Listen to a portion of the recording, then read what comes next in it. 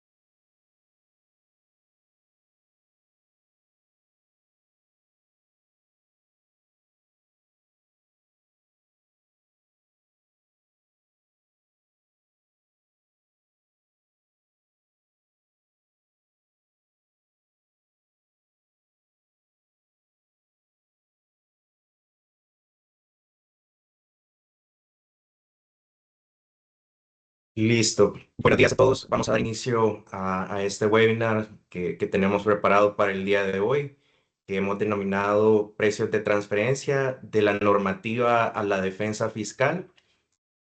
Va a ser un placer poder compartir con ustedes este espacio, donde también me acompaña mi socio de precios de transferencia, eh, Luis Miguel Jiménez, quien también nos va a aportar parte de su conocimiento en la materia para abordar las diferentes temáticas que tenemos preparadas para el día de hoy. Em, el material que tenemos para el día de hoy, pues vamos a cubrir principalmente estos cuatro contenidos. Vamos a hablar primero sobre las generalidades del régimen de precios de transferencia en El Salvador. Vamos a hablar también de casos de fiscalización más recurrentes. Vamos a compartirles un poco de nuestra experiencia y también de algunos casos que hemos visto acerca de fiscalizaciones en materia de precios de transferencia o que han tenido pues alguna particularidad relacionada a precios de transferencia. También vamos a hablar sobre cómo abordar técnicamente pues los procesos de fiscalización, incluyendo pruebas de servicios y tasas de interés en operaciones intercompany. Gestión del ciclo de vida de precios de transferencia será nuestro tema final. Y vamos a dar un espacio de preguntas y respuestas para que ustedes también puedan hacernos llegar algunas inquietudes que tengan sobre lo que hemos conversado o algún tema relacionado pues a este régimen de precios de transferencia.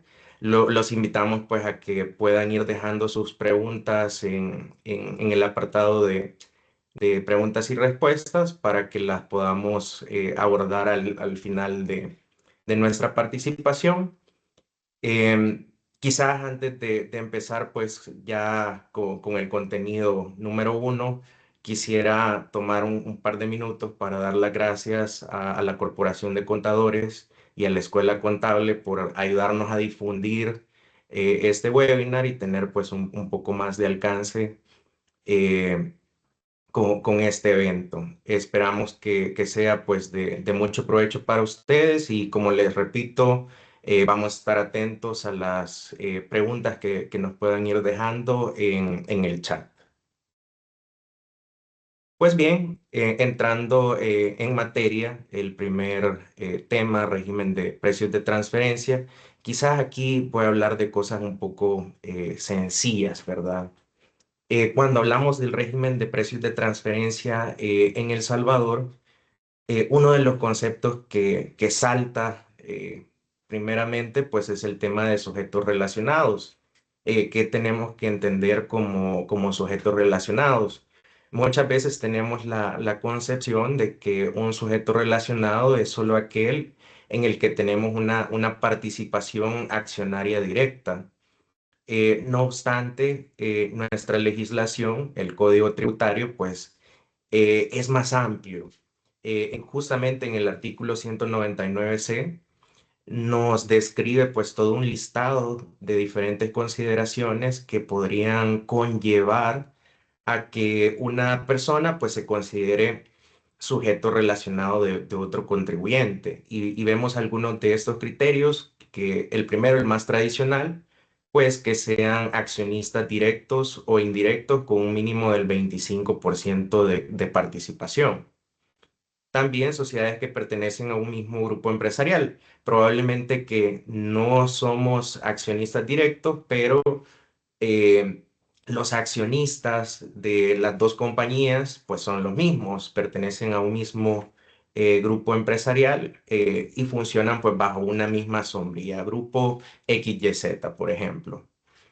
También pues una persona domiciliada en el país y un distribuidor o ente exclusivo de la misma residente en el extranjero.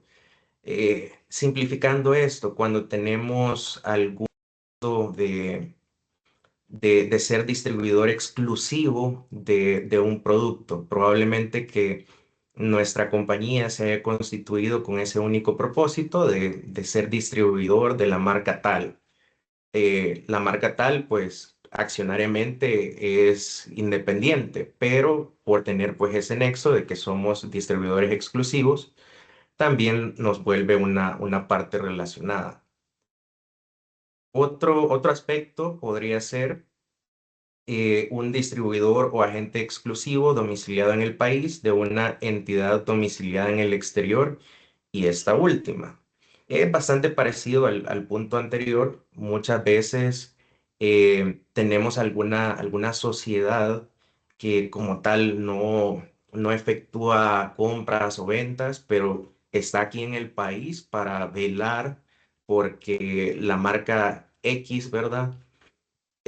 Cumpla con todos los parámetros y normativas que está pidiendo el corporativo. Esas pueden ser una función que pueden desarrollar pues estos agentes en el país y por lo tanto también lo vuelve partes relacionadas. También una persona domiciliada en el país y su proveedor del exterior cuando éste le efectúe compras y el volumen representa más del 50%. Ahí vamos viendo temas de dependencia, ¿verdad? Que si ya pues las operaciones con una compañía superan el 50%, pues somos bastante dependientes de lo que la otra parte exija y por lo tanto puede existir el riesgo, ¿verdad? Que también algunas de las operaciones estén fuera de rangos de mercado. Entonces, también nuestra legislación lo considera como sujetos relacionados y estarían pues dentro de este régimen de precios de transferencia. También una persona residente en el país y sus establecimientos permanentes en el extranjero. Puede darse el caso de que estemos en una empresa que se ha expandido hacia el exterior y tenga pues distintas sociedades en el extranjero. Eh, básicamente, pues esas sociedades en el extranjero también van a formar parte del listado de sujetos relacionados de esta entidad. Entonces, aquí cuando vemos el término sujetos relacionados, pues sí hay que hacer un análisis un poco más detallado eh, de ver si en efecto aplica o no aplica pues esa relación como sujetos relacionados. Y a partir de aquí, pues comenzamos a ver algunas de las obligaciones que tendríamos. Y la primera, pues, es la determinación de precios de mercado. Eso también está contemplado en el artículo 62A del Código Tributario. Y aquí quizás algunos de los puntos relevantes es que nos dice que esta determinación de precios de mercado pues aplica a operaciones celebradas con sujetos relacionados, pero también a operaciones con sujetos domiciliados, constituidos, ubicados en países, estados con regímenes fiscales preferentes o de baja o nula tributación o paraísos fiscales, que para esto pues también la administración tributaria todos los años en el mes de septiembre emite una guía de orientación donde nos actualiza el listado de países o estados que cumplen eh, estas condiciones de estar con regímenes fiscales preferentes de baja o nula tributación. Entonces también hay que estar pendientes de esta publicación que se realiza, como les digo, en septiembre y entra en vigencia el 1 de enero del siguiente año. Entonces, justamente la que se publicó en septiembre de 2025, pues ya entró en vigencia a partir del 1 de enero 2026. Entonces tenemos que revisar si algunos de nuestros clientes o proveedores pues están constituidos en alguno de esos países porque también nos obligaría a hacer un análisis de si los precios que estamos pactando pues em, están considerando pues precios de mercado. ¿Y qué es eso de precios de mercado? Pues también nos lo define este artículo, el 62A, donde nos habla de que los precios de mercado, ¿verdad? Son aquellos utilizados en transferencias de bienes o prestaciones de servicio de la misma especie entre sujetos independientes. Entonces, digamos, para la administración tributaria y nuestra legislación fiscal, cuando tenemos operaciones con alguno de estos sujetos, sujetos relacionados o de los que están domiciliados pues en territorios de baja o nula tributación, tenemos que analizar si los precios que se están determinando serían los mismos si se hubieran pactado con otra parte que es completamente independiente. Esa es la naturaleza o el fin de la determinación de precios de mercado, ¿verdad? Y a partir de ahí, pues tenemos dos obligaciones. La primera, pues es la preparación de un estudio de precios de transferencia, que esta obligación realmente no tiene un umbral. Siempre y cuando tengamos operaciones con partes relacionadas, independientemente del monto, sea $1,000, eh, o 100,000, no importa, ¿verdad? Al final, si tenemos esa condición de haber celebrado operaciones, pues, entre partes relacionadas o con sujetos domiciliados en territorios de baja o nula tributación, pues estamos obligados a documentar que hemos realizado estas operaciones a precios de mercado en este estudio de precios de transferencia. Entonces, esta es la obligación primaria, pero podemos tener una segunda obligación, que sería el informe de operaciones con sujetos relacionados, el famoso F982, que este sí tiene un umbral, que es de 571,429. Eh, Básicamente aquí, para llegar a este umbral, puede ser que una única operación pues supere el umbral o muchas operaciones ya agrupadas pues superen el umbral. Si estamos excediendo este umbral, pues tenemos esta obligación de presentar el F982 que usualmente pues se presenta en los primeros 3 meses de cada año. Sin embargo, pues aquí también nuestro código tributario tiene algunas particularidades que si la fecha de vencimiento pues cae en un día inhábil, llámese asueto o fin de semana, pues la obligación se corre al primer día hábil siguiente. Entonces, para este año vamos a tener que esta obligación vencería pues el 7 de abril, que sería pues un poco extraordinario lo que tenemos usualmente, ¿verdad? Pero es por la vacación de Semana Santa que cae entre el cierre de marzo y el inicio de abril. Entonces, es lo que tenemos que tener en cuenta. Ahorita que estamos iniciando febrero, ya casi a mediados de febrero, pues todavía estamos a tiempo para analizar si nuestras organizaciones requieren este estudio de precios de transferencia y si también vamos a vernos en la obligación de presentar el F982. ¿Y por qué estas dos obligaciones tienen relación? Porque con las últimas actualizaciones que ha tenido el formulario, pues la información que va requiriendo es todavía más a detalle. E inclusive cuando estamos reportando la operación, pues nos preguntan si hicimos un análisis de precios de transferencia y si ese fue realizado pues internamente o fue por un tercero. Y también nos pide que incluyamos el análisis de precios de transferencia que se realizó en esa operación en específico. Entonces, realmente el estudio va a ser el insumo principal para la preparación del informe F982. Eso es lo que tenemos como primer punto, como el régimen de precios de transferencia. Ahora vamos a empezar a hablar acerca de casos de fiscalización más recurrentes. Aquí recordemos que la administración tributaria pues tiene la facultad de revisar nuestras operaciones de los últimos 3 años y para efectos de saber si vamos a ser sujetos de este tipo de fiscalización, pues no hay un parámetro específico, ¿verdad? El Ministerio de Hacienda hace sus diferentes análisis y con base a eso, pues hace una selección de los contribuyentes que caerán en muestra para iniciar pues un proceso de fiscalización. Y ya con eso empiezan a enviar un auto de designación de auditores y comienza pues todo el tema de recopilar información e irla presentando, que esos plazos pues suelen ser bastante cortos y más que todo pues también considerando que muchas veces a nosotros como contadores, como equipo de impuestos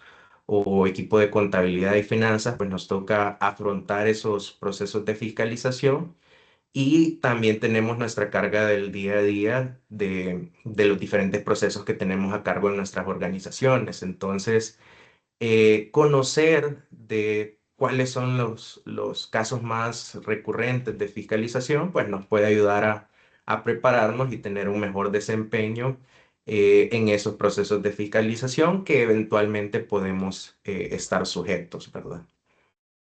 Vamos a ver algunos ejemplos.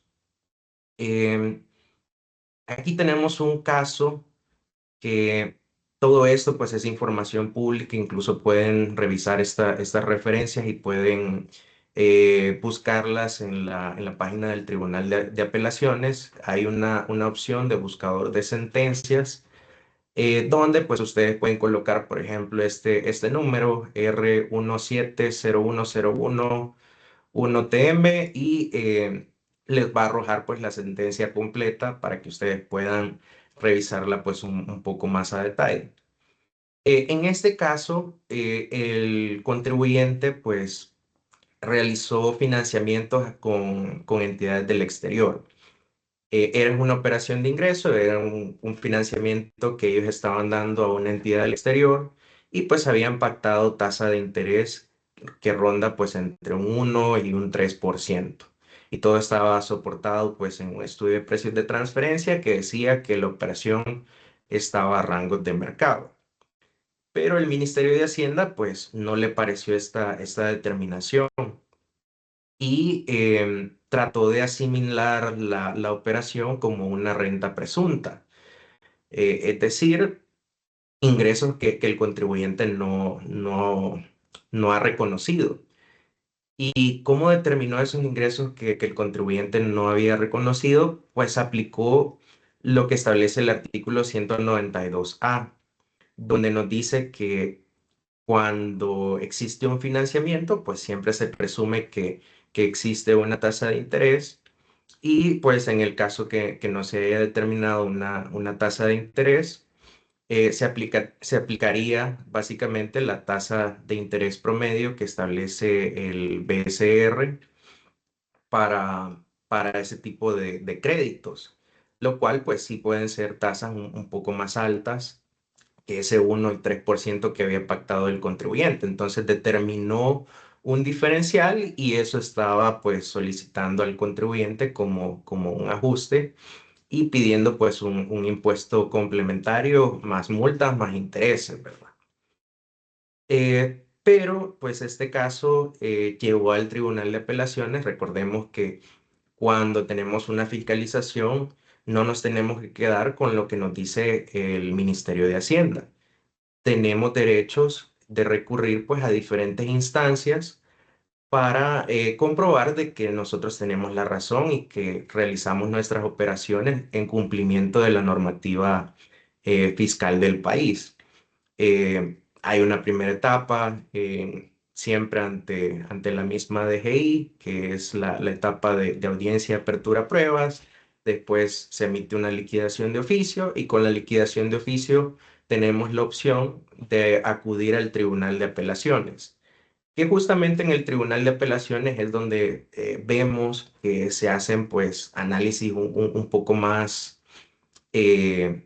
un poco más independientes, porque la DGI usualmente pues defiende los análisis que han hecho sus mismos auditores, pero ya cuando pasamos ante el TAE, si bien siempre es una etapa administrativa, pero hemos observado que el TAE sí tiene eh, un mejor análisis de los casos y los resultados pues, de sus sentencias sí están bastante variados. Muchas veces confirman lo mismo de la DGI, pero también existen muchos casos donde revocan lo que ha determinado la DGI o también lo ajustan, ¿verdad? Dicen no era 100, era 70, era 30, etcétera. Son parte de las facultades que tiene el Tribunal de Apelaciones. Y en este caso, pues el TAI analizó el caso y determinó de que, pues, si bien la DGI tiene la facultad de determinar los precios cuando el contribuyente no lo haya efectuado, pero es bajo una metodología diferente.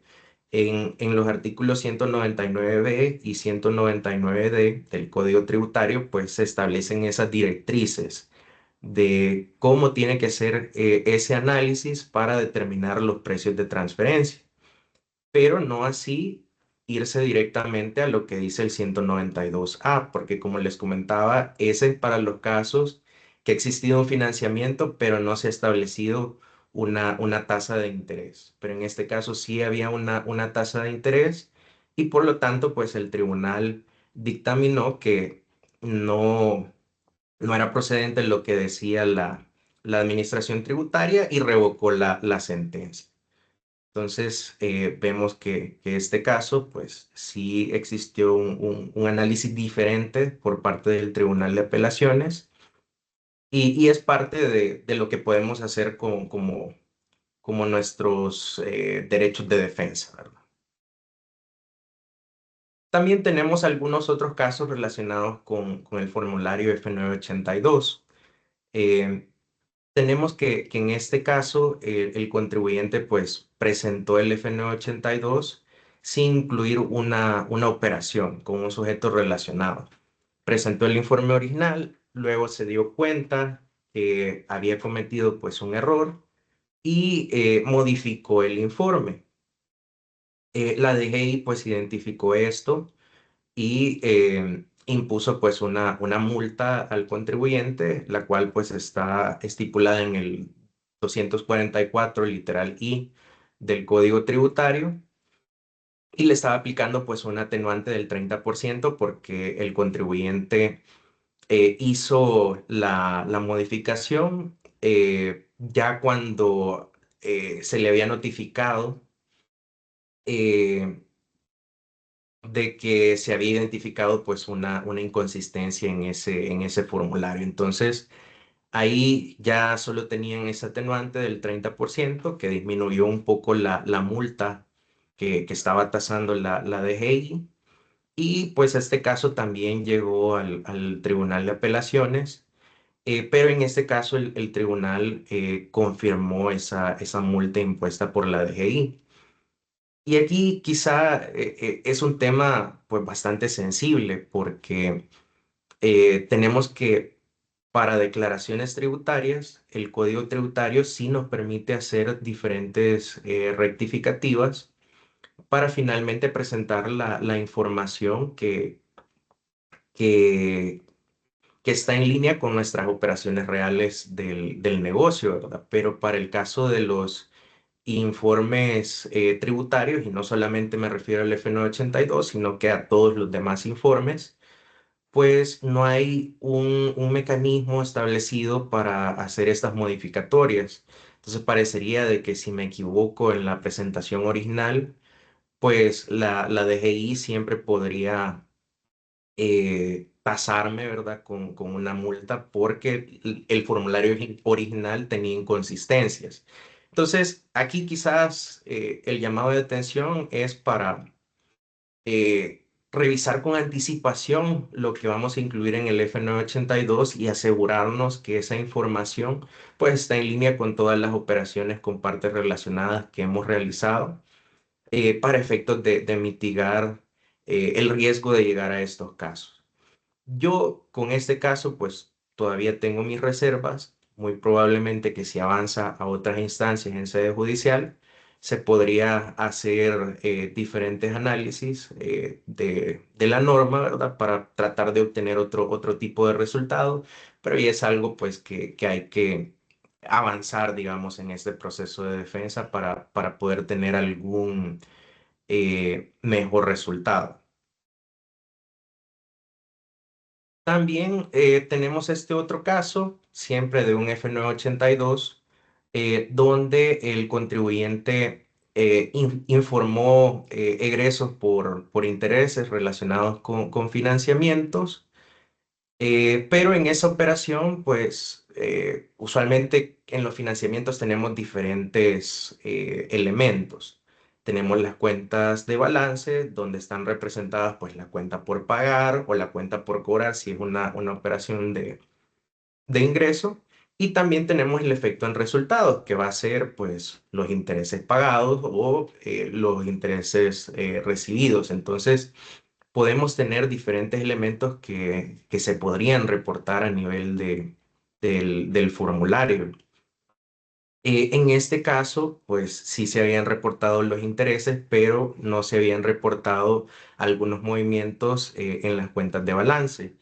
Y la DGI, pues, analizó el caso y dijo que el informe no se había presentado de forma correcta. Entonces, eh, impuso pues una multa a ese contribuyente por considerar pues que se tenían que informar también las operaciones de pasivo.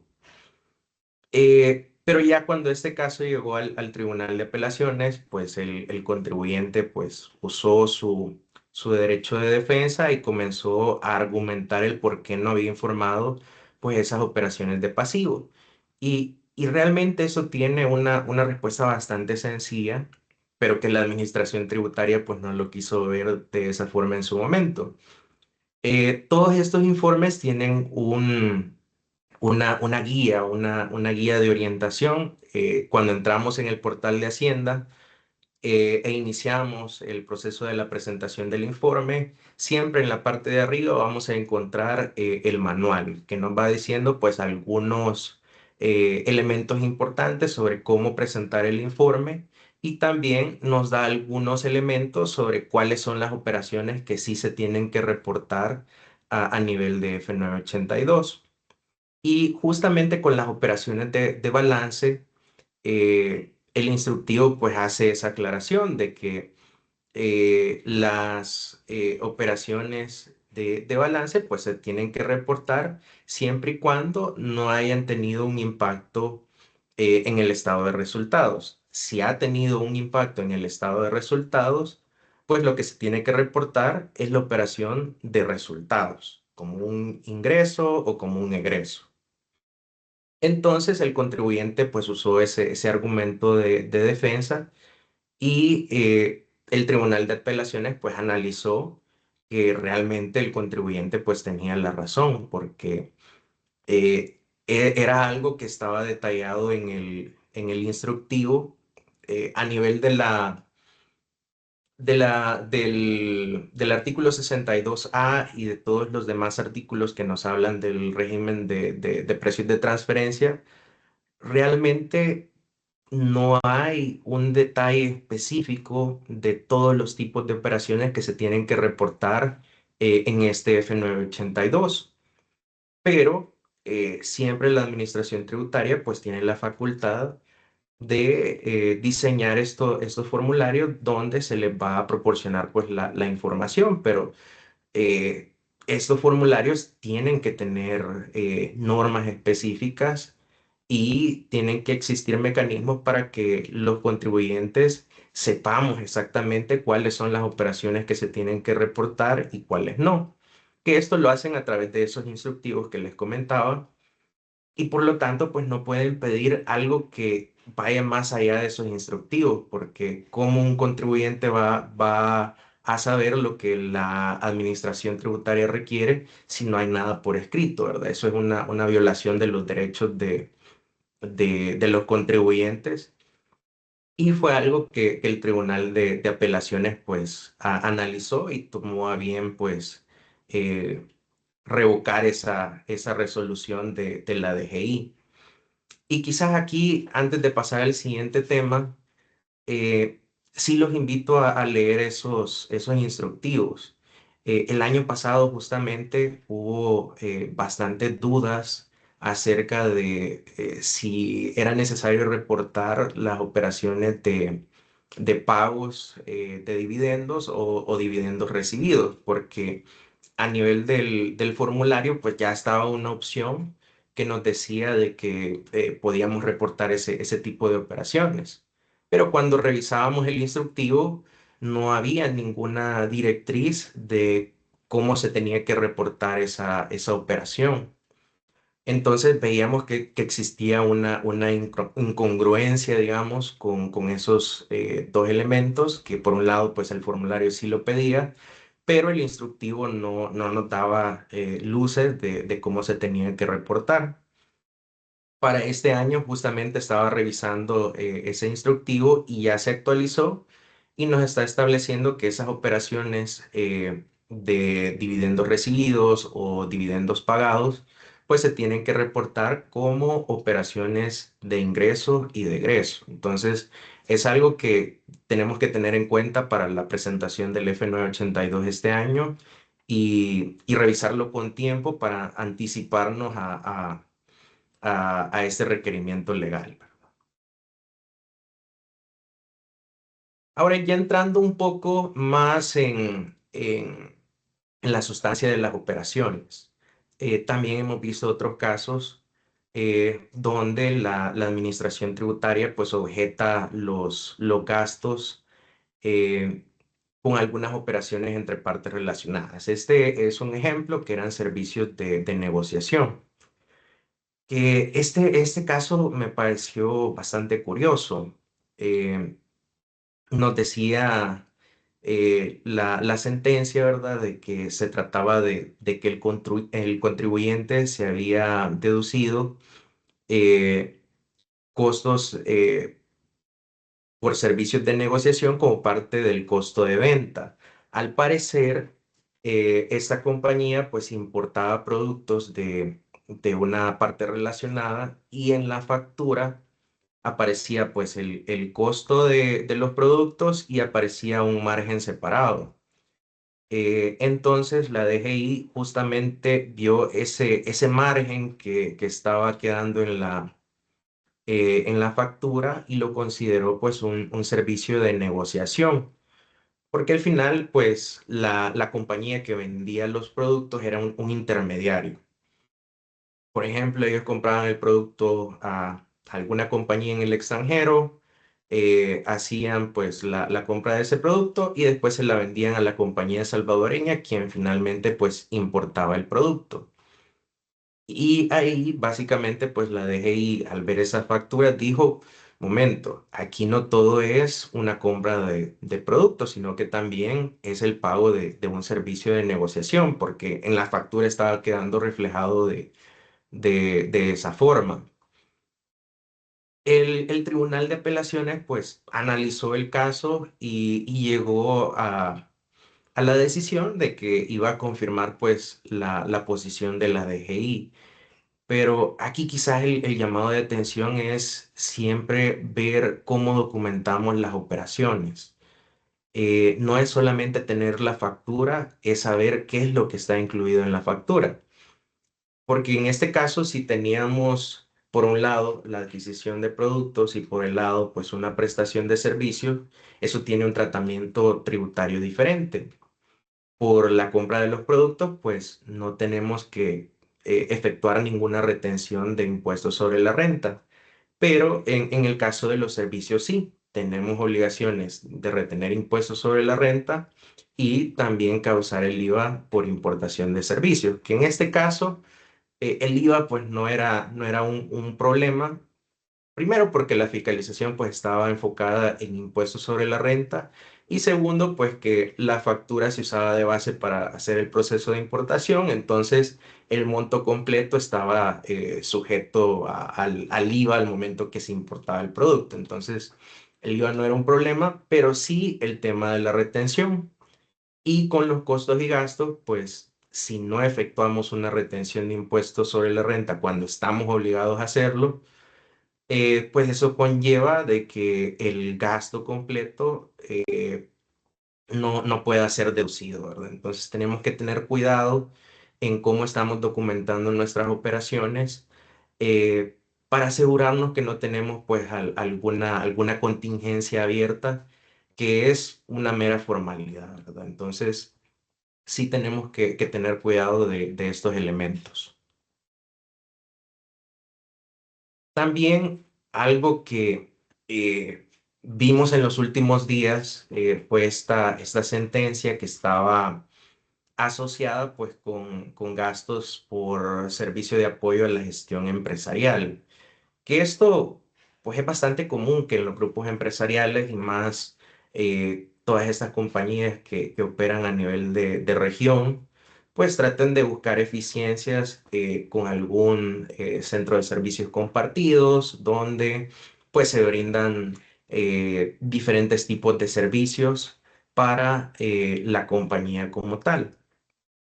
Eh, en este caso, pues la DGI objetó este gasto por no ser indispensable para la generación de rentas o conservación de la fuente.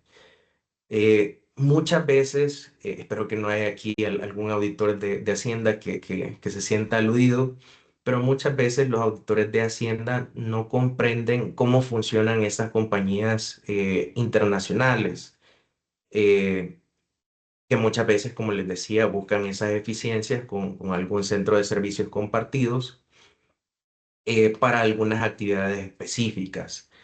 eh, y tratan de ir encajando pues esas prestaciones de servicios con una prestación de servicios tradicionales, ¿verdad? Donde tú vienes, vas a tener pues una propuesta, vas a analizar si procede, hay todo un proceso de gestión de compras y se procede pues a contratar o no a dicho proveedor. Y mes a mes pues vamos a estar pidiendo pues algunos entregables, etcétera. Entonces, muchas veces el día a día de nuestras organizaciones no pasa todo eso porque ya son eh, centros de servicios que brindan ese soporte a a la compañía local. Y lo vemos como un departamento más de la compañía, solo que está alojado pues en otra sociedad del exterior. Eh, Esto pues para comprobárselo a los auditores de Hacienda sí hay que hacer pues un trabajo bastante minucioso, eh, y hay que tratar de ir dejando pues esa evidencia de cómo ese servicio pues era indispensable para la generación de rentas y no era únicamente porque casa matriz quería ejercer pues algún control sobre la sociedad del Salvador. Entonces, son elementos que tenemos que ir viendo cómo documentamos mediante minutas, reportes, evidencia de reuniones, etcétera. También en este caso, pues la DGI pidió comprobar la naturaleza de los servicios, el efecto en las operaciones, demostrar que fueron útiles, necesarios e indispensables y cuáles eran las necesidades específicas para contratar pues estos servicios de esta compañía relacionada. Al final, pues la DGI concluyó de que los servicios que ese contribuyente estaba registrando, pues se habían pactado únicamente pues para asegurar actividades de control a favor de la casa matriz, es decir, que no había un beneficio real acá en el país para esa sociedad, sino que eran pues actividades que casa matriz estaba imponiendo para ejercer su control sobre esta compañía subsidiaria. El caso también llegó al Tribunal de Apelaciones, pero pues el contribuyente no logró aportar información y documentación donde se evidenciara pues esta necesidad de contratar esos servicios eh, con esa compañía relacionada. Y, y tampoco se pudo vincular cómo ese gasto pues incidió en las ganancias o ingresos de esa compañía. Entonces, eh, ¿por qué pasó esto? Muchas veces, como les decía, Hacienda puede revisar 3 años hacia atrás. En 3 años muchas cosas pueden haber pasado. Incluso parte del personal que tenemos puede ser que ya no esté y nos vienen a pedir cuentas de un ejercicio donde el personal que tenemos en la compañía pues desconoce porque no estuvo presente en ese momento. Entonces aquí sí hay que tomar pues diferentes acciones para ir documentando en vivo o con alguna periodicidad esas operaciones, tener a alguien que vaya haciendo ese trabajo de carpintería, de ir recopilando algunas presentaciones que se generen, o incluso pues contratar a un tercero para hacer algún test de beneficio que cuantifique, ¿verdad?, cuál es el beneficio de estos servicios que estoy recibiendo por parte de terceros. Es parte, ¿verdad?, del trabajo que tenemos que hacer en el día a día para mitigar este tipo de contingencias. También aquí tenemos otro caso que este fue con servicios de back office, que eran pues algunos temas contables, donde la DGI pues los objetó por considerar que no eran indispensables para la generación de rentas. Y la sociedad, pues, no aportó muchas pruebas. Al final solo dio el argumento genérico de que eran, pues, para eh, generar eficiencias, centralizando, pues, algunas áreas operativas y administrativas. Y la DGI fue incluso más allá a hacer consultas con el Consejo de Vigilancia de la profesión de la Contaduría Pública y Auditoría para ver si esa sociedad no domiciliada pues estaba autorizada para ejercer la contabilidad en El Salvador. Que esto me pareció bastante curioso porque eh, muchas compañías tienen estas prácticas de tercerizar la contabilidad. Tienen un contador local que hace su trabajo, revisa y termina firmando los estados financieros, pero la DGI fue más allá, ¿verdad? Dijo, ¿Cómo puede ser posible que esa sociedad del extranjero esté prestando algún soporte de servicios de contabilidad si no está autorizada por el Consejo para ejercer la contabilidad acá en El Salvador? Eso me pareció bastante curioso y realmente fue algo que el Tribunal de Apelaciones pues también ha confirmado. Entonces, eh, es algo que nos podría llegar a replantear, ¿verdad? Parte de nuestros procesos o incluso ver cómo podemos darle diferente connotación a ese tipo de servicios, porque si tenemos pues un contador local que es, como les decía, quien revisa lo que está ingresando a la contabilidad y finalmente pues firman los estados financieros, deberíamos de irnos por ese camino y darle pues alguna otra connotación a estos otros servicios back office. Entonces tenemos que tener pues bastante cuidado tanto en el diseño de los contratos como en las explicaciones que se brindan acerca de estos procesos. Siempre en los procesos de fiscalización pues tenemos que tener bastante cuidado de cómo decimos las cosas, porque he tenido muchas experiencias que he visto que los auditores se quedan con esa noción de lo que escucharon y no van más allá a la verdad material de los hechos. Entonces, sí es importante en los procesos de fiscalización, pues, tener un filtro de cuál va a ser la información que se va a proporcionar y cómo la vamos a proporcionar. Pues bien, con eso cierro mi participación.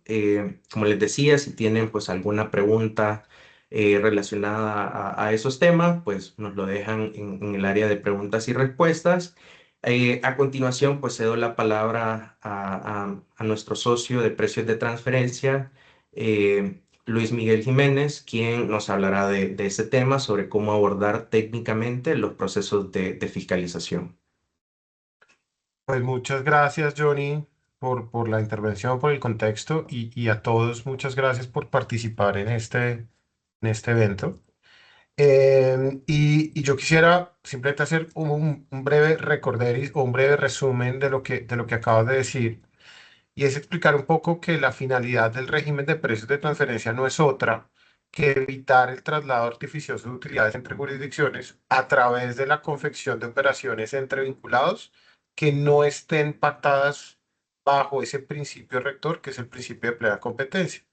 Recuerden que el principio de plena competencia es que yo pacte la transacción o el precio por la venta de un bien o servicio como si lo estuviera haciendo con cualquier tercero independiente.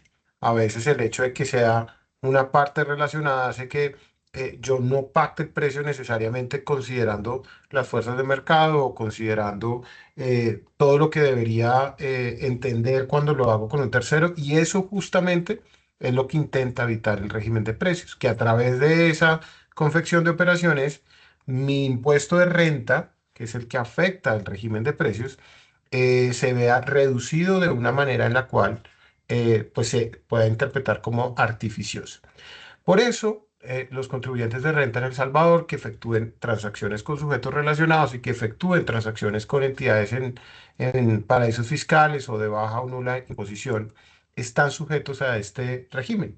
En el caso de paraísos fiscales, lo que ocurre es que ahí hay una presunción de vinculación. Como son jurisdicciones opacas y la administración no tiene facultad de observar cuáles son el árbol corporativo que hay detrás, pues lo que sucede es que hay una suerte de presunción de vinculación y por eso generalmente tenemos a estas compañías dentro de las partes relacionadas. En El Salvador, por supuesto, las partes relacionadas están descritas, como bien lo mencionaba Johnny, en el 199 raya C. Y simplemente para que se lleven esto, cuando yo opero con una compañía que es parte del grupo, ¿cierto? Con independencia de si yo la controlo o ella me controla o en el mayor de los casos, cuando alguien arriba de las dos nos controla, en esos casos cualquier operación, ¿cierto? Con partes que horizontalmente son partes del mismo grupo o que verticalmente son partes del mismo grupo, generalmente tenemos que presentar precios de transferencia. Y para responder algunas de las dudas que estaba ya en el chat, se entiende que se cumple el umbral, los 571.000 $429 del año, cuando, pues cuando el monto de las operaciones con las entidades que son partes relacionadas, pues se supera. Entonces ahí tenemos que presentar el formulario 980. Entonces, teniendo en cuenta esto, ¿cierto? Yo quisiera empezar por indicarles que los procesos de fiscalización en materia de precios de transferencia tienen dos grandes mundos, ¿no? Y esto pasa en El Salvador y pasa en el resto de jurisdicciones que tienen este régimen. Lo primero son procesos que tienden a sancionarnos en virtud de las formas, ¿cierto? Entonces allí el legislador, pues digamos, ha dispuesto de ciertas formas en las que tenemos que presentar los formularios, fechas en donde los tenemos que presentar, ¿cierto? Y eso puede generar procesos sancionatorios porque yo omití la presentación del documento o porque la presenté sin el lleno de requisitos. Y ahí, como bien lo establecía Johnny, ya tenemos casos en donde también los tribunales han fallado, digamos, a favor de la DGI o en contra, ¿cierto? En estos procesos de fiscalización de forma, ¿sí? Que suelen terminar en una sanción. Y esas sanciones están acotadas, y digamos que son sanciones que pueden ser, si bien cuantiosas, digamos que no son el foco de atención último de la administración tributaria, porque el foco de atención siempre son estos casos de fondo. Y cuando hablamos de casos de fondo, hablamos de casos en donde yo he confeccionado o tengo indicio, o la administración tiene algún indicio de que las transacciones que yo he pactado con mis partes relacionadas no cumplen ese principio rector, que es el principio de plena competencia. Y en la presentación que les voy a compartir a continuación, vamos a incluir dos de esos casos que están basados justamente en lo que Johnny nos ha expresado, los casos recurrentes de fiscalización. Entonces, si quieres, podemos ir con el siguiente slide, en donde tenemos cómo atender, ¿cierto? Una fiscalización en materia de servicios intercompañía. ¿Por qué es importante, digamos, prepararnos para esto? Como bien lo mencionaba Johnny, estas fiscalizaciones no se dan el año siguiente o pueden no darse el año siguiente, sino que en función de la apertura de la autoridad de la administración para cuestionar algún ejercicio todavía abierto en materia del impuesto de renta, pues va a poder llegar dentro a los 3 años siguientes y cuestionarnos, con lo cual siempre tenemos que tener unas preguntas resueltas en el momento mismo en el que se esté confeccionando la operación o con ocasión a la elaboración del cumplimiento para estar en capacidad de atender esas visitas de la administración. Entonces, en materia de servicios, lo primero que tenemos que tener son, por supuesto, las respuestas asociadas a que yo sí, o sea, yo sí recibí el servicio. Como bien lo mencionaba Johnny, en estos casos, cuando yo tengo un contrato, ¿cierto? Y un cobro, esos dos soportes documentales por sí mismos no evidencian que se hubiese prestado el servicio. Son piezas muy importantes dentro del curso de una fiscalización, tener un contrato que regule el servicio, tener unas facturas que hablen del mismo tipo de operación, pero con ellas no puedo sustentar que el servicio haya sido recibido. Entonces yo tengo que crear un acervo probatorio, ¿cierto? Que me evidencie o que pueda evidenciar a la autoridad ese trabajo que hicieron los vinculados por mí. Como mencionaba Johnny, los correos electrónicos, los documentos entregados, ¿cierto? Las minutas de reuniones, todo esto son evidencias reales de haber recibido un servicio. En algunos casos, los servicios pueden tener en cuenta, qué sé yo, consultorías en donde media un entregable y pues en esos casos va a ser más sencillo demostrar la prestación del servicio. En otros casos, como los servicios de administrativos, de decisiones o estrategias, allí va a ser más complejo evidenciar que ese servicio se prestó y allí es donde tal vez las reuniones, digamos, correos electrónicos, porque no necesariamente medio entregable, son claves para sustentar que realmente yo recibí un servicio. Habiendo hecho este acervo probatorio, igual, como lo vimos en los casos anteriores, es necesario probar por qué ese servicio lo pagaría un tercero independiente. Fíjense que esto está atado, por supuesto, al principio de plena competencia, y es hacer una operación como si yo la estuviera ejecutando con un tercero. Cuando trasladamos esto al ámbito de los servicios intercompañía, nos exige la normativa de precios de transferencia entender o hacer una prueba del beneficio que yo percibo, es decir, y esto se responde haciéndonos la siguiente pregunta: ¿yo pagaría por este servicio a un tercero independiente?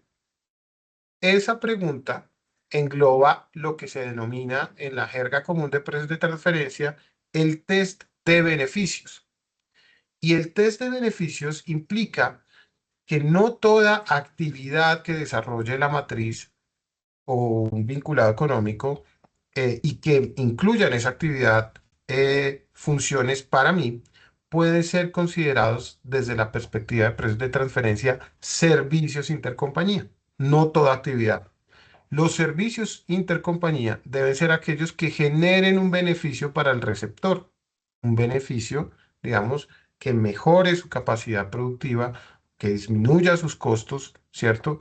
Y gastos en comparación con un servicio recibido en tercero. Por ejemplo, si yo no tengo ningún beneficio, es difícil acreditar que ese servicio, digamos, tiene que ver con la actividad productora de renta en el país. Justamente uno de los casos que nos mencionaba Johnny, en donde el contribuyente no logró probar cómo una actividad que sí había recibido generaba o estaba, digamos, relacionada con la producción de renta en El Salvador. Entonces, aquí es importante indicar que yo tengo que tener las pruebas que documenten que este servicio no está duplicado, ¿cierto?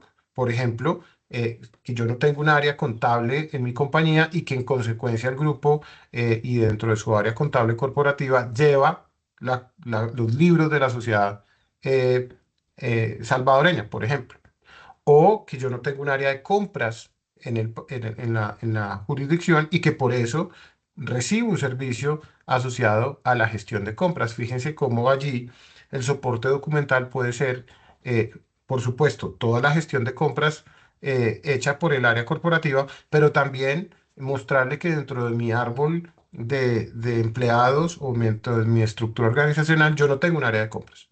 Y allí le pruebo yo que no hay una duplicidad.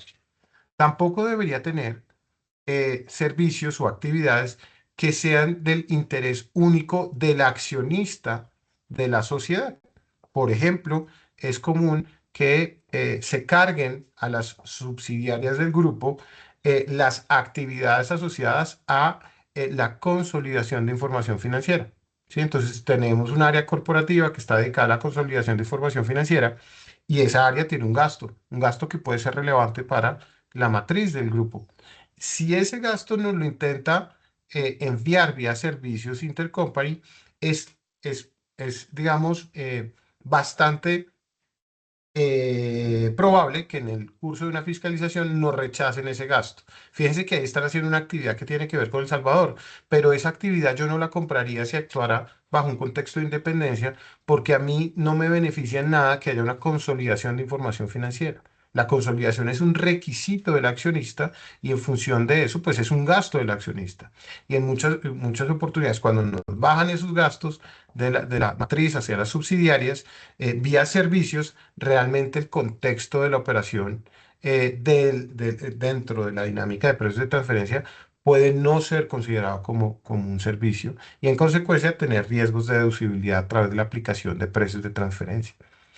Otras actividades que no son consideradas como servicios típicamente son los beneficios incidentales que yo puedo tener, entidad salvadoreña, por el hecho de pertenecer a un grupo económico.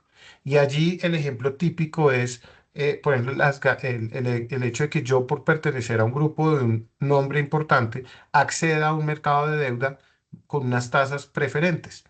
sin que intermedie en ello una garantía explícita de algún miembro del grupo. Fíjense que en ese aspecto, alguien de la organización podría pensar que yo me estoy beneficiando del hecho de tener un nombre X o Y o una marca reconocida y que ese hecho debería por sí solo implicar un cobro de un servicio hacia la sociedad salvadoreña. Ese beneficio, digamos, incidental no debería ser cobrado, salvo que en el ejemplo que les estoy poniendo hubiese realmente la emisión de una garantía que explícitamente obligase a la entidad emisora a pagar una deuda que, por ejemplo, yo no pueda cumplir. Entonces, en esos casos, fíjense cómo yo puedo probar el test de beneficio a partir de hacer mi checklist de si la operación la tengo duplicada o no, de si la operación es un beneficio para el accionista o no, de si la operación es un beneficio incidental o no. Y esto, aunado a los soportes documentales, me va a permitir construir una defensa clara respecto de una potencial auditoría de la administración tributaria. Hay aspectos que pueden estar incluidos dentro del reporte de precios de transferencia, como la prueba del beneficio, y hay otros que no, por su dimensión, como todos los soportes asociados a la prestación de servicio, que deberán más bien ser mantenidos, digamos, como un archivo de defensa en caso de que sean solicitados por la administración. Por supuesto, tener un contrato robusto sobre de qué se trata el servicio, ¿cierto? Las partes involucradas, el término de duración, el alcance de los servicios, la responsabilidad de las partes, ¿cierto? Derechos y obligaciones, cláusula remuneratoria, cómo se determina el precio y cuál es ese valor, son muy relevantes porque a menudo por ahí empieza la fiscalización.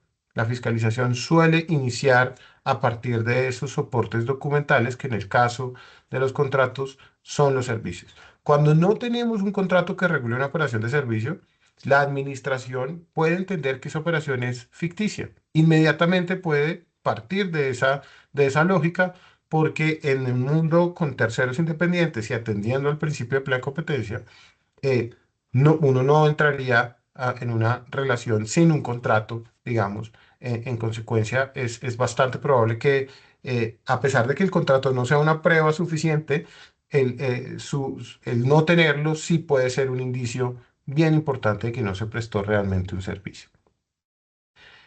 Yo quisiera indicar allí que digamos, lo mencionaba Johnny, a veces a la administración le cuesta un poco entender cómo funcionan estas dinámicas internacionales de disposiciones de servicios, pero también en nuestra experiencia ha sido constante que a la administración propia de la compañía local le cuesta entender cuál es la dimensión de los servicios que me prestan los vinculados económicos. Entonces allí también es importante que cada vez que tengamos una operación nueva o incluso aquellas recurrentes, el responsable entienda de impuestos, ¿cierto? Entienda qué es lo que me están cobrando. Muchas veces, cuando yo no entiendo qué es lo que me están cobrando, sucede lo que exponía Johnny en uno de los casos, y es que hay un cobro por servicios, ¿cierto? Incluido dentro de una facturación de bienes, y como yo no entendía responsable de registro, pues para mí todo quedó como una única transacción.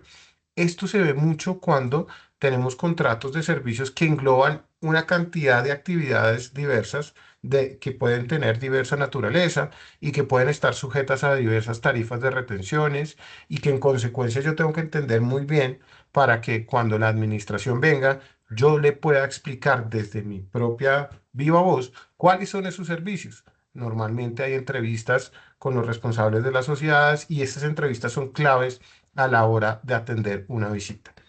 Entonces, hecha esta primera revisión, digamos, de soportes y de actividades, lo siguiente es definir, bueno, esas dos revisiones me permiten definir si estoy en el marco de un servicio o no lo estoy. Definido que estoy en el marco de un servicio, ahí no se acaba la pelea, porque ahí la pelea recién empieza. ¿Qué es lo que sigue de una pelea de precios de transferencia? Definir si el precio de transferencia pactado fue o no, está o no está a valor de mercado, ¿cierto? Yo logré sostener que es un servicio de la actividad prestada, pero las 100 unidades monetarias que me cobraron están o no están a valores de mercado. Allí también tengo que probar que eso está a valor de mercado. Generalmente, las disposiciones de servicios intercompañía están atadas a una metodología que se denomina Cost Plus, ¿cierto? En donde el prestador del servicio determina los costos y gastos en que incurrió y a ello, tanto directos como indirectos, y a ello y eso lo incrementa con un margen de rentabilidad de acuerdo con, digamos, márgenes observados en el mercado. Ese es un tipo de metodología muy, digamos, aplicado generalmente para la disposición de servicios intercompañía, por ejemplo, de back office o, por ejemplo, de dirección o administración. Fíjense que en ese caso, la disputa puede encontrarse para determinar si el valor está a mercado o no en dos elementos diferentes. En la base de los costos y gastos, ese es un elemento que puede estar sujeto a revisión o en el margen aplicado. Entonces yo tengo que estar en capacidad de, además de mostrar los soportes documentales que evidencian la prestación del servicio, demostrar los soportes contables y financieros que permiten acreditar la base de costos y gastos que me están imputando o que yo estoy imputando en la prestación de un servicio. Y por fuera del margen de rentabilidad, porque esa base es habitualmente cuestionada por la administración tributaria. Entonces yo debería tener ese acervo probatorio también asociado a la información financiera que me permita hacer una trazabilidad y explicar muy fácilmente a la administración en el curso de una fiscalización que esa es la base que mi vinculado tiene para el cobro y que se desprende de las nóminas pagadas, que se desprende de la depreciación aplicada a los equipos que utilizan esa nómina, que se desprende de los gastos generales atribuidos a los servicios prestados a mí, etcétera. Teniendo ese acervo, ahí sí me concentro en el margen de rentabilidad. Y ese margen de rentabilidad típicamente está documentado en el informe de precios de transferencia.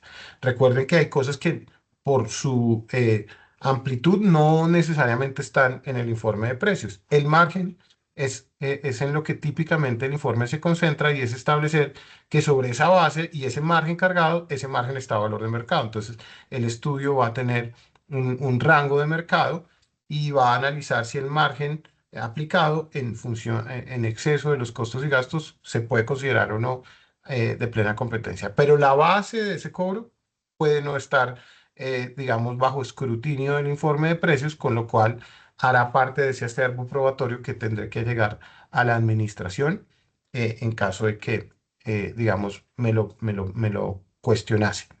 Entonces, tenemos aquí que en materia de servicios, ¿cierto? Yo tengo, digamos, estos aspectos materiales. Primero, pues evidenciar que hay una prestación real. Segundo, estructurar el test de beneficio para saber si realmente esa actividad que me están cobrando puede o no puede considerarse como un servicio. Y tercero, probar el principio de plena competencia, que este principio se prueba en función de la base de los costos y gastos y el margen que me estén aplicando. Básicamente eso debe estar traducido o bien en la documentación o en el informe que yo entrego o bien en el acervo, digamos, documental que yo tengo. Y recomendaría un último tema y es tener una misma historia contada en la administración en todos los soportes documentales. Es decir, una misma historia del contrato, una misma historia en la facturación de los servicios, una misma historia en el registro contable y una misma historia en el informe de precios de transferencia. O sea, tiene que haber una unicidad y que toda la información que yo le entregue a la administración pues no se contradiga una con otra, porque eso también puede generar el rechazo de una operación que puede estar al lugar, pero que en función de cómo yo le cuento la historia de la administración tributaria, pues puede rechazar o pretender rechazar el gasto o pretender incluir un ajuste adicional en el impuesto de renta. Si quieres, entonces sigamos con el segundo punto. Digamos, si quieres, Johnny. Exactamente. Cuando yo tengo, ahora vamos a revisar las operaciones financieras. En este caso, yo tengo que hacerme, digamos, algunas preguntas y tal vez una de las más importantes es si el préstamo que yo recibo realmente debe considerarse como un préstamo o no. Cuando yo recibo una actividad, yo tengo que considerar si esa puede ser considerada un servicio o no. El símil en el caso de los préstamos es saber si ese mutuo que yo estoy recibiendo realmente tiene la vocación de ser repagado, tiene una expectativa razonable de repago en el futuro, o si no la tiene y en consecuencia desde el principio lo que debió haber pasado es que me hubiesen hecho un aporte de capital y no un préstamo intercompany. Esto es muy importante porque en general las disputas de precios de transferencia tienen dos ramificaciones.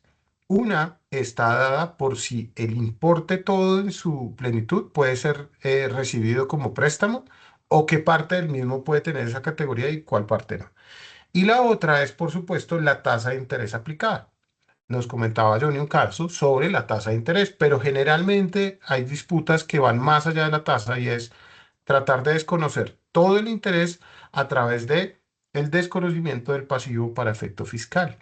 Y es que cuando yo, como les digo, en el ámbito de grupos multinacionales, pues puede no haber una valoración de la capacidad de endeudamiento de una entidad y entonces puede pasar que esa entidad se observe con una estructura de capital supremamente endeudada o sobreendeudada, ¿no? Entonces tenemos un dólar de patrimonio y $1.000.000 de deuda.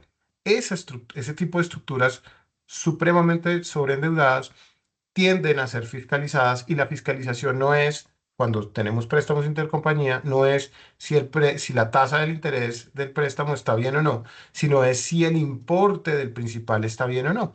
Entonces, esta es la primera pregunta que tenemos que resolver. ¿Qué documentos podemos utilizar para, digamos, indicar que tenemos una estructura apropiada de endeudamiento?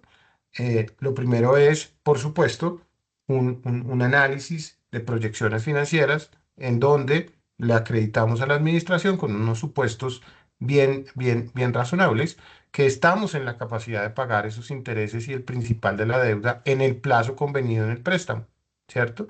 A veces no hacemos esto y terminamos por tener créditos, ¿cierto? Que son a un año y con renovaciones y renovaciones y renovaciones automáticas y fíjense cómo esa circunstancia puede generar que la administración considere que eso realmente no es un préstamo porque no tiene una vocación real de pago.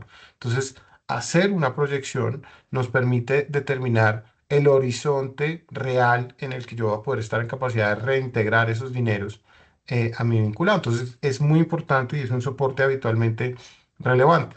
Otros soportes que me acreditan que ese crédito sí es un crédito es que yo haya honrado las condiciones del crédito, que yo haya repagado en efecto en los tiempos establecidos la obligación. Eso también es un indicio muy importante de que el crédito debe considerarse como crédito. Si a mí me prestaron con un esquema de pago lineal y resulta que yo nunca pagué el principal, nunca pagué los intereses, pues eso es un indicio de que realmente eso no es una deuda, sino que se asemeja a una aportación de capital. Finalmente, yo debería mostrar pruebas de que mi estructura de capital es parecida a la del mercado. Para eso, podría hacer un estudio con empresas en mi sector y en mi país en donde yo revise su estructura de capital y la compare con la mía. Esas son pruebas de que el préstamo realmente debe ser considerado como un préstamo y que no hay lugar de rechazar el pasivo y los intereses asociados a efectos del régimen de precios de transferencia. Culminada digamos, fase en la que yo sí determino que el préstamo es crédito y para efecto del régimen de precios y no es un aporte de capital, yo me debo concentrar en establecer que la tasa es una tasa de mercado.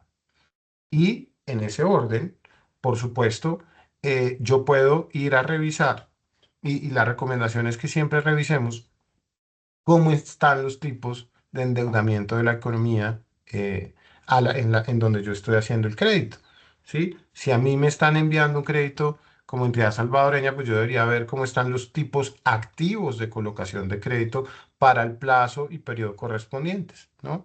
Entonces, los análisis de tasas de interés son análisis que deben hacerse ex ante de la confección de la operación, ¿cierto? y tomando en cuenta las condiciones prevalentes de la economía cuando se emite el endeudamiento. ¿Por qué? Porque el mercado monetario de tasas de interés varía muchísimo y no es lo mismo hacer un préstamo, digamos, bajo las condiciones actuales que haberlo hecho, por ejemplo, después de pandemia, que había un boom inflacionario importante, entonces las tasas estaban por las nubes, o hacerlo incluso antes o durante el periodo de pandemia, que ahí, si recuerdan, la política monetaria internacional era en general una reducción de los tipos de interés para fomentar el consumo. Entonces, fíjense cómo, dependiendo del momento, las tasas pueden ser muy altas o muy bajas, lo que quiere decir que yo debo hacer los análisis en el momento, digamos, en el que voy a emitir la deuda, porque si no lo hago en ese momento, pues posiblemente la tasa que yo pacte no va a estar acorde con los tipos de interés del mercado. Entonces, cuando yo hago un análisis de préstamo intercompañía, debo observar las condiciones eh, del mercado y debo observar también si los comparables realmente me funcionan. Generalmente se puede optar por ver en algunas publicaciones del Banco Central de cada país o de la Superintendencia Financiera u otros entes gubernamentales, se publican tasas a las que las entidades financieras colocan créditos, ¿cierto?, a entidades del sector real en la economía.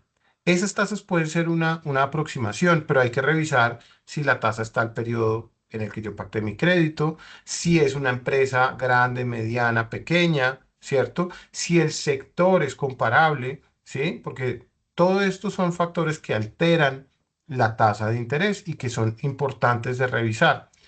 Si la tasa está en dólares o está en otra moneda, etcétera. Si esos factores son conmesurables con las tasas que yo puedo tener en una fuente pública de datos, y si yo tengo esa fuente pública de datos emitiendo informes recurrentes, pues podría, con ocasión a esas tasas, referenciar la tasa de mercado de mi crédito. Y eso sería un sustento razonable en caso de una fiscalización. Ahora hay otras metodologías que son más de construcción teórica de una tasa de interés, incluyendo todos estos elementos, ¿cierto? Y que también pueden funcionar como soporte en caso de una fiscalización. Entonces yo parto de unas tasas libres de riesgo, a las que le adiciono una prima por riesgo país, a las que le adiciono una prima por plazo, etcétera, y en eso construyo una tasa de interés que me permite razonablemente estimar los tipos de mercado. Entonces, digamos, para cerrar un poco en materia de tasas de interés, ¿cierto? Y de préstamos intercompañía, yo debo revisar primero si el crédito realmente y si la estructura de capital de la compañía realmente me permite absorber esa deuda. Yo debo entender eso y lo debo resolver en función de las proyecciones y expectativa de pago y capacidad de endeudamiento de una compañía. Resuelta esa duda, el segundo elemento es cuál es el precio de la operación, la tasa de interés que yo debería pagar. Y en eso yo tengo que hacer análisis basados en las condiciones actuales de la economía, ¿cierto? Y atendiendo a, digamos, las condiciones particulares del crédito en términos de moneda, plazo, riesgos de crédito, etcétera, para que ese análisis que yo emane sea defendible en el curso de una fiscalización. Con eso dicho, digamos que cierro la intervención con el siguiente slide, y es un poco entender que en materia de precios de transferencia, si se fijan, yo no debería necesariamente centrarme en el cumplimiento de la obligación, sino en gestionar realmente el ciclo de vida de los precios de transferencia. ¿Y qué es esto del ciclo de vida de precios? Es realmente que cada operación que yo vaya a estructurar con un vinculado tenga una planeación desde el ámbito tributario y particularmente desde el ámbito de precios de transferencia. Muchas veces, cuando los grupos están ejecutando una transacción, pues no habla, la persona comercial no se habla con el de impuestos, y entonces hay una ejecución de una transacción, digamos, que no se sabía, y lo que pasa es que luego en este mundo corporativo, el de impuestos tiene que tratar de justificar esa operación después de que está hecha. Entonces, el llamado aquí es que en el ámbito de precios no nos concentremos tanto en el cumplimiento, que es muy importante, pero no es más que una expresión de lo que ya deberíamos haber trabajado antes, y es que planeemos antes de que suceda la operación cómo la vamos a reflejar a efecto tributario y en particular cuál es ese precio que me garantiza que no voy a tener efectos en la declaración del impuesto de renta. Hecha esa planeación, es igualmente importante hacer un seguimiento de la implementación de esa política. Muchas veces, eh, por no hacer ese monitoreo o no esquematizar apropiadamente la política, puedo dejar por fuera elementos importantes, por ejemplo, que deberían haber constituido parte de la base de costos y gastos, por ejemplo, la prestación de un servicio vinculado con un margen, y yo pues no los tuve en cuenta y entonces se me quedó parte de los gastos en los que yo incurro en la prestación del servicio, con lo cual ese servicio ya no está a valor de mercado. Entonces, esa implementación y ese monitoreo son claves. Fíjense que haciendo una adecuada planeación, una adecuada implementación y monitoreo, la expresión del cumplimiento va a ser muy sencilla. Todos tenemos claro lo que hacemos, todos tenemos claro la política que se aplica y se abre esa caja negra que a veces suelen ser los precios de transferencia en expresiones mucho más simples, ¿cierto? Y más familiares para el responsable de impuestos de la compañía. Por último, dentro del ciclo está, por supuesto, el advertir apropiadamente una controversia, en tener en capacidad digamos, de atenderla con base a todo ese acervo aprobatorio que se crea desde la planeación hasta el cumplimiento. Eso era como el mensaje que les queríamos dar. Yo creo que podemos dejar estos minutos que quedan para preguntas, pero agradeciéndoles un montón por el espacio.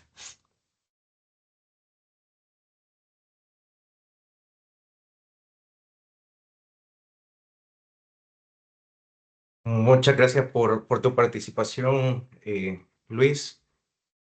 Vamos a ver algunas preguntas que tenemos acá en el chat. Em, Déjenme ver. Por aquí, dame un segundo.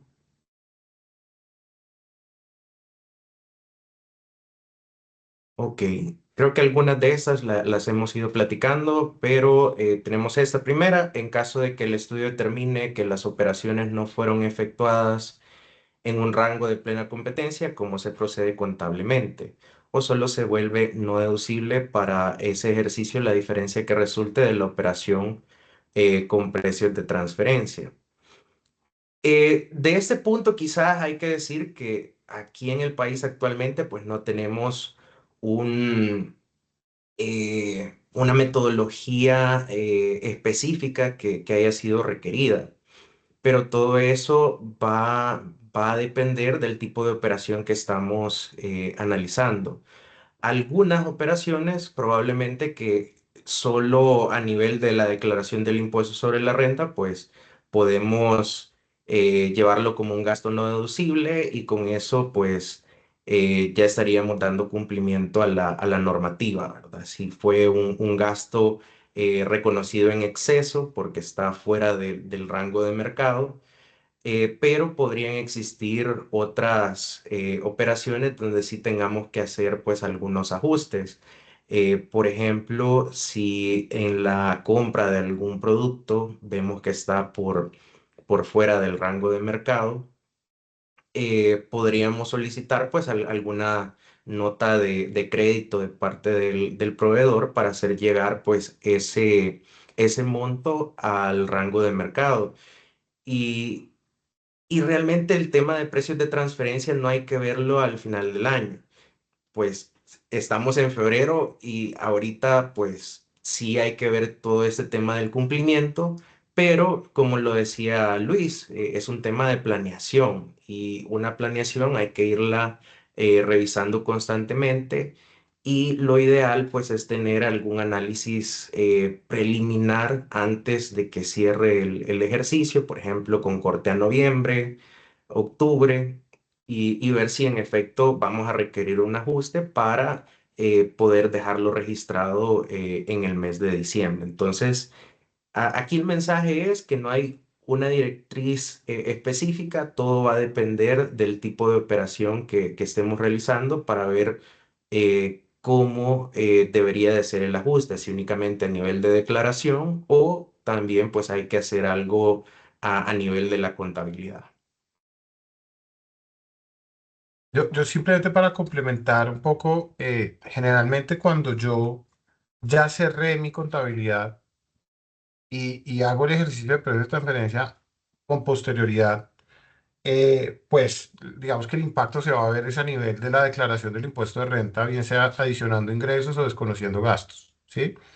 Eh, y eso genera un escenario, digamos que es un escenario, el peor escenario a nivel de eficiencia tributaria, porque el mayor gasto perdón, el menor ingreso o el mayor gasto no lo voy a poder tener, o sea, me va a generar un mayor pago de impuestos en El Salvador, pero la contraparte, ¿sí? No va a poder incluir esa mayor deducción o menor ingreso en su renta. Es decir, que el grupo como tal va a tener una potencial doble imposición, ¿cierto? Por esa partecita que me ajuste la administración tributaria. Mientras que si yo lo llevo en la contabilidad, porque me di cuenta a tiempo, ¿cierto? Y emito la nota crédito o débito asociada, pues la contraparte va a poder reducir o aumentar y yo voy a tener ese beneficio también fiscal que se refleja en la contabilidad, ¿sí? Entonces, eh, la respuesta es si yo ya presenté mi declaración ya digamos, cerré mis libros, pues el ajuste va a ser meramente fiscal con esa incidencia de tener una doble imposición por no tener esto reflejado en la contabilidad mía ni de la contraparte. Gracias, Luis. También acá tenemos otra pregunta. ¿Es permitido utilizar la metodología establecida por la OCDE para precios de transferencia o se debe utilizar la metodología del Código Tributario y la guía? ¿Cuál es el criterio aceptado generalmente? Quizás aquí hay que dar un poco de contexto. En 2014 se realizó pues una reforma al Código Tributario donde sí específicamente nos permitía utilizar metodología de la OCDE para determinar precios de transferencia. Sin embargo, pues esas reformas fueron declaradas inconstitucionales porque hubo un vicio de forma al momento de la aprobación de esa ley. eh, y por lo tanto, pues eso ya no forma parte de nuestra legislación como tal. Entonces, en materia de precios de transferencia, tenemos la metodología que establece el Código Tributario, el artículo 199b. Sin embargo, pues este método en muchas ocasiones no se puede aplicar. No se puede aplicar porque no contamos con una base pública de comparables para ver si alguna otra empresa pues, ha tenido una operación similar que pudiésemos tomar como comparable, ¿verdad? Entonces, al tener esa limitante en los estudios de precio, pues primero hay que tratar de utilizar esa metodología, hacer el descarte que no se pudo, justificarlo, ¿verdad? Y posteriormente, pues ya podríamos ir a una metodología internacional de la OCDE.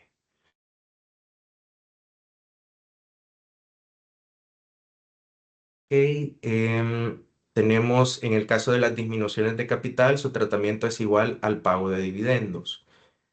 Realmente no. Las disminuciones de capital, pues al final es un retorno de ese capital social que inicialmente aportó el accionista, ¿verdad? Entonces, tiene una naturaleza diferente al pago de dividendos y revisando el manual no hay un apartado específico que nos diga que tenemos que reportar ese tipo de operación. Esto pues hay que reportarlo en el F915, que es donde vemos esos movimientos en la parte accionaria de la compañía. Inclusive, pues el pago de dividendos es algo que se ve a nivel de F915, pero que por las últimas modificaciones del formulario, pues también hay que reportarlo en el F982. Ok, quiero ver, veamos si tenemos alguno más.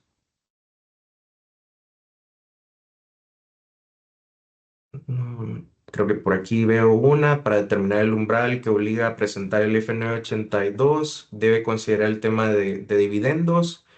Sí, al considerarse pues una operación entre partes relacionadas, también sumaría a ese bolsón de operaciones que podría llegar a superar el umbral de los 571.000. También aquí preguntan, ¿el monto mínimo por 571.000 es con una misma sociedad o puede ser varias sociedades del mismo grupo? Puede ser de forma individual, una única operación que supere el umbral, o pueden ser diferentes operaciones con diferentes sujetos relacionados. Si de forma conjunta superan los 571.000, pues aplica la presentación del informe F982. Creo que de momento esas son las preguntas que tenemos en el chat. Eh, Quizás entonces vamos a ir cerrando la presentación. Les doy las gracias por haber participado y por eh, habernos permitido pues compartirles estas ideas o experiencias que hemos tenido junto con Luis, y esperamos poder seguir en contacto. Recuerden que si todavía no tienen contratado el servicio de elaboración del estudio o también algún apoyo con el informe F982, pues aquí estamos abiertos para poder apoyarles. No sé, Luis, si tienes algún comentario de cierre. No, agradecerles también por la participación y bueno, en lo que consideren, si necesitan algún tema, tienen nuestros contactos y estamos a su entera disposición. Listo. Muchas gracias a todos.